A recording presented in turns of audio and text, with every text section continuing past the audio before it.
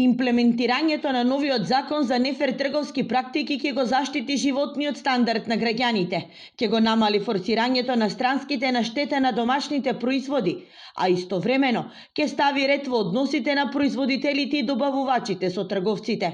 Со законот до 10% ќе се ограничат надоместоците за складирање, реклама, маркетинг, персонал наспроти досегашната пракса, која била 20-30 па можеби и повеќе од 100, што индиректно ја зголемувало и малопродажната цена на производите.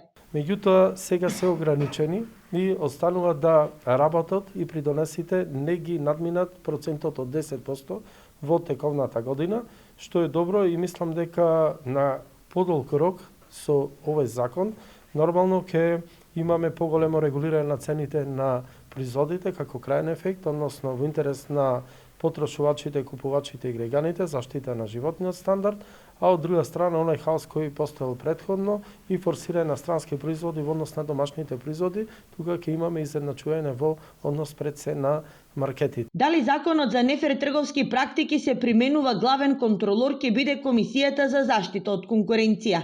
Таа ќе може да поведе прекршочна постапка доколку се прекрши било која одредба.